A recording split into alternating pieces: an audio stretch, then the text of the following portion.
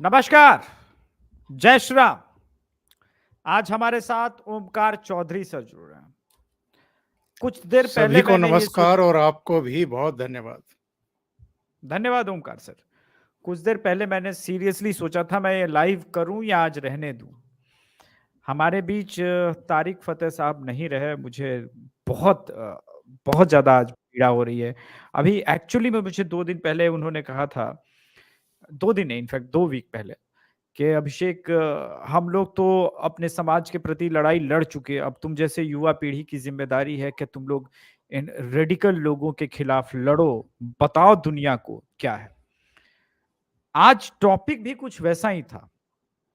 Pulwama attack को लेकर के नए बयान और जो नई कंट्रोवर्सी क्रिएट की पूर्व गवर्नर सतपाल मलिक जी ने, उसमें उन्होंने कास्ट कार्ड भी खेला। ठीक है, कास्ट कार्ड खेला समझ में आता है, लेकिन जिस प्रकार से पूरा लेफ्ट इकोसिस्टम एक नया षड्यंत्र करने का प्रयास कर रहा है, ये मुझे याद दिला रहा है कि जब कोई मुद्दा नरेंद्र मोदी के खिलाफ नहीं मिले तो कम से कम इसी टोन पे कि उस आदमी की क्रेडिबिलिटी खत्म कर दो। आज तक उनकी जो सबसे बड़ी क्रेडिबिलिटी थी नरेंद्र मोदी की कि वो देश के लिए कुछ भी कर सकते हैं, सेना के लिए कुछ कर सकते हैं, तो अब उन पे जो पहले एलिगेशन कांग्रेस लगाती थी, ठीक उसी तर्ज पे अब ये लगाया जा रहा है कि वो सेना के जवानों को मरवा रहे हैं। और इसीलिए मैंने ओमकार सर को बुलाया, क्योंकि इस मुद्दे पे कम से कम सत्यपाल मलिक जैसे लोगों पे बात करने के लिए मेरे पास इनसे ज्यादा एक्सपीरियंस्ड तजुर्बेकार आदमी नहीं था, क्योंकि इन्होंने सत्यपाल मलिक के पूरे पॉलिटिकल कैरियर को शायद स्वयं से कई बार कवर भी किया है। ओमकार सर, बहुत बहुत स्वागत है। किस प्रकार से आप देखते हैं इस पूरे एलिगेशन को और इसके क्या पॉलिटिकल इम्पैक्ट देखते हैं आप? एक तो जो आपने पहले एक सेंटेंस बोला है कि प्राइम मिनिस्टर की क्रेडिबिलिटी को ये एक टारगेट बनाया इन्होंने और उस पर प्रहार करके जो उनकी विश्वसनीयता है भारतीय जनता की आंखों में, उसको ख़त्म करने की कोशिश की है। तो मैं आपको बता दूं कि जो लोग इस तरह की बातें कर रहे हैं, चाहे कांग्रेस की लीडरशिप हो, चाहे सत्यपाल मलिक हो या विपक्ष के दूसरे लीडर हों, उनकी अपनी क्रेडिबिलिटी कुछ नहीं है। और जिनकी अपनी कोई क्रेडिबिलिटी ना हो, वो अगर वो कहते हैं ना कि आप ऊपर को मुंह करके थूकेंगे तो वो आप ही के मुंह पर आकर के पड़ेगा। भारतीय राजनीति में, और भारतीय राजनीति में ही नहीं, पूरी वैश्विक राजनीति में, वैश्विक राजनीति के आकाश पटल पर अगर कोई इस समय सूर्य की तरह चमकता हुआ दिखाई दे रहा है तो उसका नाम नरेंद्र मोदी है। तो ऐसे नरेंद्र मोदी, जिनको 2014 में भी 2019 में भी भारत की जनता ने पूर्ण बहुमत के साथ प्रधानमंत्री बनाया, उन पर अगर आप किसी भी तरह का लांछन लगाने की कोशिश करेंगे तो ये फलीभूत होने वाला है नहीं, ये सिरे चढ़ने वाला है ही नहीं किसी भी सूरत में। क्योंकि वो अपनी प्रामाणिक लीडरशिप के साथ वो सब काम कर रहे हैं जो उन्होंने भारत की जनता से वायदे किए थे, आश्वासन दिए थे। आप सांस्कृतिक राष्ट्रवाद के मुद्दे पर देख लीजिए, केदारपुरी से लेकर के उज्जैन की महाकाल नगरी, अयोध्या में भगवान राम का भव्य मंदिर से लेकर के काशी में जो कॉरिडोर बना है, और अलग अलग जगहों पर सोमनाथ से लेकर के चार धाम यात्राओं का आप देख लीजिए। मैं ये इसलिए याद दिला रहा हूं कि बहुत सारे लोग प्राइम मिनिस्टर को ये कह कर के भी क्रिटिसाइज करने की कोशिश करते हैं कि साहब वो हिंदुत्व के मुद्दे से डिग गए हैं, हट गए हैं, अब वो पसमानदाओं की बात करने लगे हैं, या कुछ इस तरह की बातें उनके ऊपर आरोप लगाए जाते हैं। जबकि हकीकत ये है कि वो बिल्कुल एक कदम भी इधर से उधर हटे नहीं है, डिगे नहीं है, बल्कि उनके शासनकाल में हिंदुत्व जो है वो ज़्यादा उसका उभार हुआ है। आर्थिक मोर्चे पर देखें तो नरेंद्र मोदी ने कोविड काल में भी जो भारत की इकोनॉमी थी, अर्थव्यवस्था थी, उसको पटरी से नहीं उतरने दिया।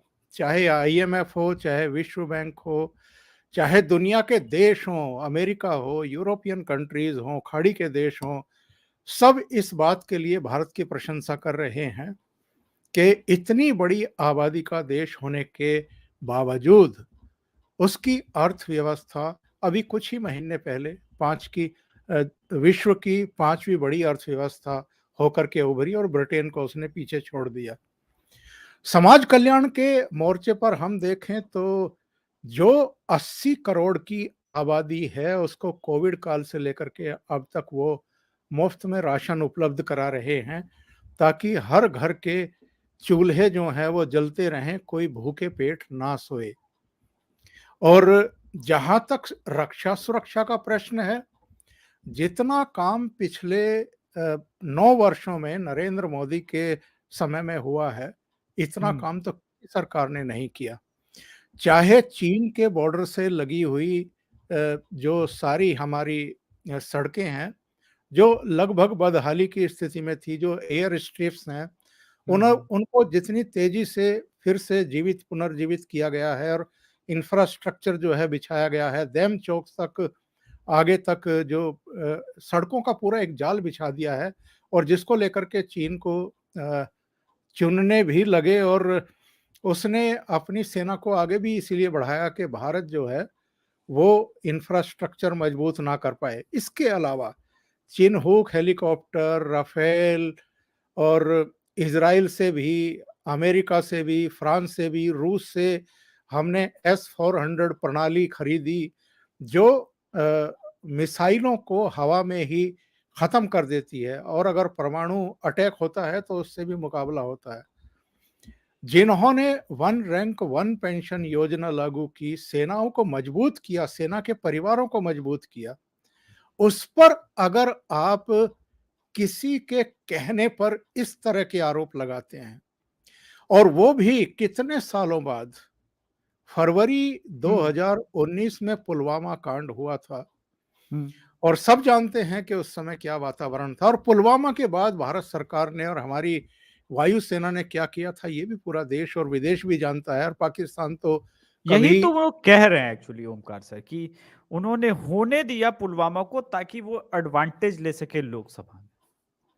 तो क्या जो मुंबई पर अटैक हुआ था, 10 पाकिस्तानी आतंकवादी समुद्री रास्ते से आए थे, उसका क्रेडिट लेने के लिए कांग्रेस ने वो हमला होने दिया था क्या? ये ये सवा बड़ी एक ये जी। बड़ी बेहुदा बातें हैं। जब यूपीए की सरकार थी, देश का कौन-सा बड़ा शहर था, जहां आतंकवादी वारदातें नहीं हो रही थी? हुँ, हैदराबाद में, चेन्नई में, कोलकाता में, मुंबई में, दिल्ली में, श्रीनगर में हुँ, श्रीनगर में तो विधानसभा पर अटैक हुआ था। हुँ, तो हुँ, क्या ये सब फारूक अब्दुल्ला की सरकार ने या महबूबा मुफ्ती की सरकार ने या यहाँ पर मनमोहन सरकार ने होने दिया? क्रेडिट लेने के लिए होने दिया? हुँ, ये सब बेहुदा बातें होती हैं और हम अ, बहुत अच्छे तरीके से जानते हैं हुँ, कि जो आपका खुफिया तंत्र है, वो भी कई बार चूक जाता है। कई बार जो हमारा शासन प्रशासन है, सुरक्षा एजेंसियां हैं, वो भी चूक जाती हैं। तो हुँ, जो कुछ हुआ है पुलवामा में, वो एक बड़ी चूक थी, इसमें कोई दो राय नहीं है। ठीक। लेकिन जिस जिस तरह की बातें ये सत्यपाल मलिक कर रहे हैं और किसके इशारे पर कर रहे हैं, इसका खुलासा भी उन्होंने 3-4 दिन पहले कर दिया एक इंटरव्यू में। हुँ, वो हुँ, शायद या तो एबीपी के किसी संवाददाता को इंटरव्यू दे रहे थे और उसमें उन्होंने कहा कि मैं 2024 के चुनाव में कांग्रेस के पक्ष में चुनाव प्रचार करूंगा। नहीं वो तो तो है, वो तो करेंगे। तो कट्टर-झट्टर लिख रहे हैं कि जी। आप खुल कर के जब कांग्रेस के पक्ष में आ ही गए हैं, तो जो कांग्रेस का एजेंडा है, हुँ, वही तो आप चला रहे हैं। और चाहे करण थापर हों, रवीश कुमार हों, ये किनके लिए काम करते हैं, किसके खिलाफ काम करते हैं, ये भी मुझे बताने की ज़रूरत नहीं है। सभी लोग जानते हैं। नहीं, ओमकार सर आपने सारी बातें गिनवाई, ये ठीक है, लेकिन कट्टर-शट्टर बोल रहे हैं, बोल सत्यपाल रहा है, शब्द सोरस के हैं। सर इसमें एक और बात है, जिस प्रकार से एकदम से ये इको क्रिएट किया गया पूरे मीडिया में, अभी कर्नाटक का इलेक्शन भी चल रहा है और मैं हमेशा कहता हूँ कि मैं किसी भी चीज़ को सुनने में तो देखता नहीं, उसके राजनीतिक मतलब होते हैं, राजनीतिक पहलू होते हैं। अचानक से ये बयान आता है और कर्नाटक में भी कांग्रेसी बोलने लगते हैं कि देखो, जवानों को मरवाने वाला प्रधानमंत्री है ये, पुलवामा इसने करवाया था, सत्यपाल मलिक बोल रहा है। क्या और आप देखिए द वायर के करण थापर फेमस है इस प्रकार के पेड इंटरव्यू कराने के लिए, लेकिन उसके बाद एक साथ सिर्फ अगर कांग्रेस टूट पड़ती तो मैं समझता कि ठीक है, इसके 2024 से रिलेशन नहीं है। ममता बनर्जी की पार्टी की महुआ मोइत्रा, अरविंद केजरीवाल का पूरा इकोसिस्टम, पूरा गैंग, पूरा सोशल मीडिया एक्टिव हो गया। क्या बीजेपी इन सब से निपट पाएगी, आपको लगता है, या बीजेपी के पास? जी। दो पहलू हैं। नंबर जी। एक, जब उत्तर प्रदेश, उत्तराखंड, पंजाब, मणिपुर, गोवा के चुनाव थे, 5 राज्यों के चुनाव थे, क्या उससे ठीक पहले ऐसा ही माहौल बनाने की कोशिश नहीं की गई थी? ऐसी ही पेशबंदी नहीं की गई थी? ऐसे ही अटैक क्या नरेंद्र मोदी पर और योगी आदित्यनाथ पर नहीं किए गए थे? बल्कि इन 5 राज्यों के चुनाव से पहले तो बहुत सारे लोगों को याद होगा, आपको भी याद होगा, 13 महीने तक दिल्ली में तथाकथित किसान आंदोलन चलवाया गया था जी। और वो सारा कुछ टूल किट के ही अंदर एक जो प्रोग्रामिंग थी इनकी, वो सब एजेंडा सेट था कि कैसे करना है, क्या करना है। 3 कृषि कानून जो किसानों की बेहतरी के लिए लाए गए थे, उस समय तो ये सामने भी आया था, बिल्कुल। पार्लियामेंट में भी कहा गया था सत्ता की तरफ से कि 86% ऐसे छोटे किसान हैं, सीमांत और मध्यम आय वर्गीय किसान हैं, जिनकी बेहतरी के लिए हम इसको लेकर के आए।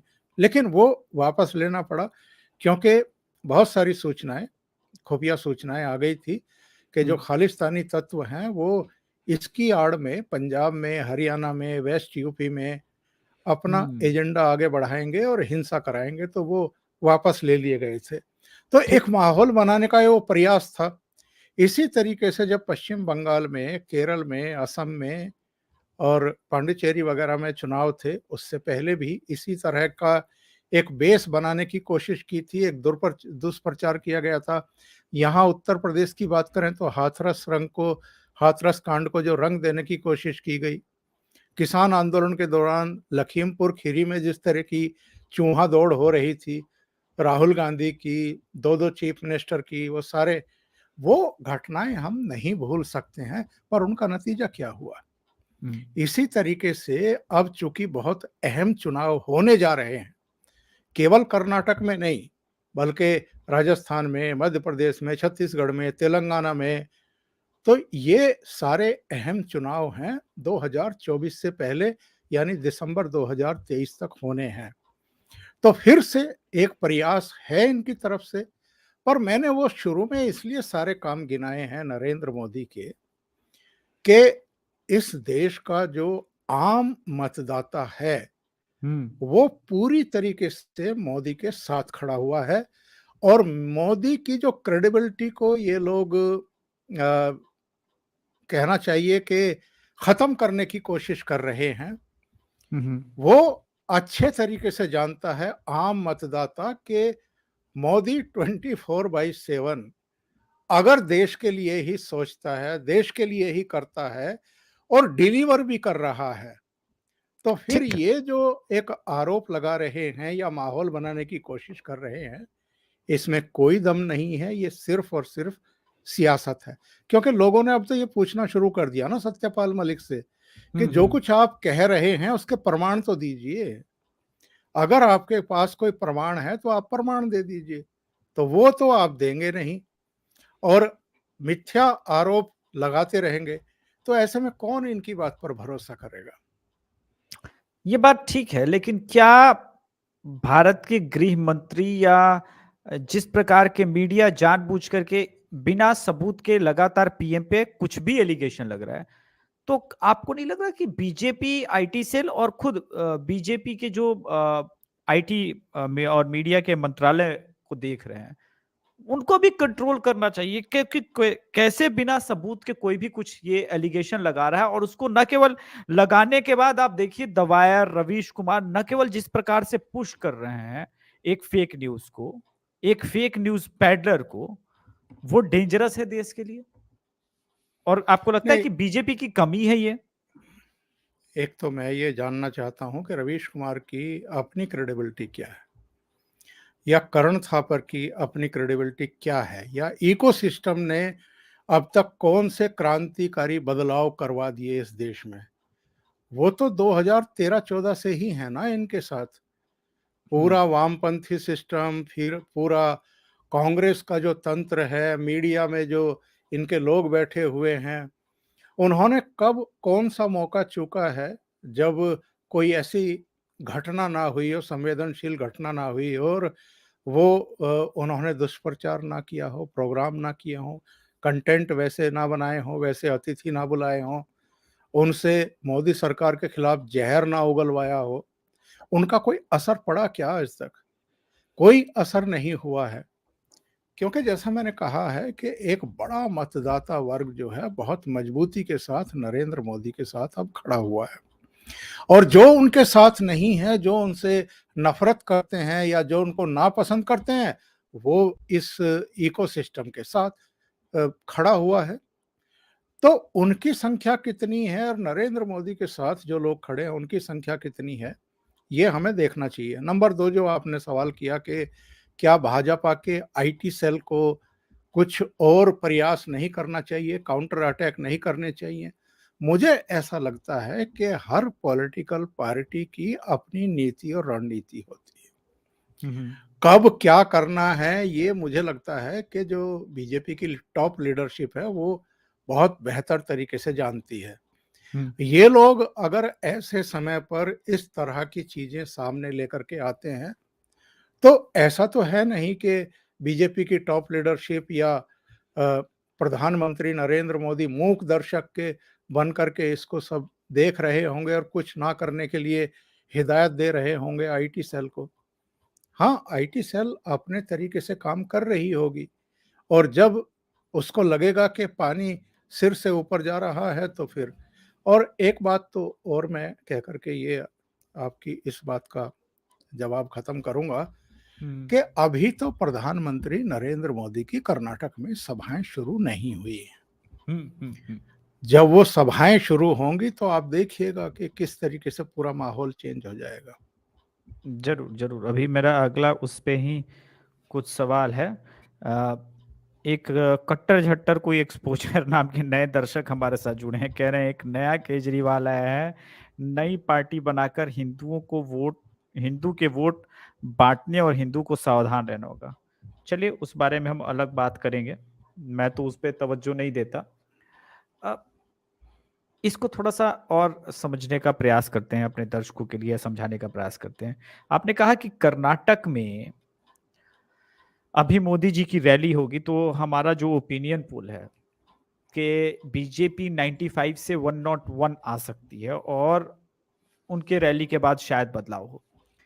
क्या बीजेपी कि जो जेपी नड्डा है, आपको आपको ऐसा एहसास हुआ कि शायद कनेक्ट नहीं है कई कई मुद्दों पे, शायद उस प्रकार से काम नहीं हो पा रहा है, क्योंकि अभी रेसलर का मुद्दा अचानक से उठने लगा। ये ठीक नहीं है अगर इस देश के रेसलर तक को जो है खेल मंत्रालय की तरफ से इन सब चीजों को सॉर्ट आउट नहीं किया जाता और जंतर मंतर पे ड्रामा होता है, उसको कांग्रेस से लेकर के आज वामपंथी नेताओं ने खूब इनकैश किया है।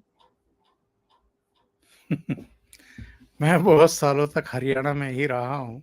हाँ, इसीलिए मैंने ये हरि सवाल पूछा, क्योंकि हरियाणा के आप इस पॉलिटिक्स हरियाणा को समझेंगे। हरियाणा को मैं बहुत बेहतर तरीके से समझता हूँ, और इन पहलवानों को भी बहुत अच्छे तरीके से जानता हूँ। जी। ये जो बिलाली गांव है भिवानी, हम्म। उसका चरखी दादरी का, पहले भिवानी का हिस्सा हुआ करता था। बिलाली गांव का जो ये फोगाट परिवार है, हम्म। कौन नहीं जानता है पूरे हरियाणा में कि ये परिवार किस पार्टी से जुड़ा रहा है। हम्म, ये तो इंडियन नेशनल लोकदल और ओम प्रकाश चौटाला से जुड़ा रहा है। जी। और इनकी जो माँ है गीता बबीता की, वो सरपंच भी रही है। हम्म, बाद के सालों में जब भूपेंद्र सिंह हुड्डा 9.5 साल तक चीफ मिनिस्टर रहे, 10 साल तक चीफ मिनिस्टर रहे, तो रंग बदलने में माहिर ये लोग फिर भूपेंद्र सिंह हुड्डा के भक्त हो गए।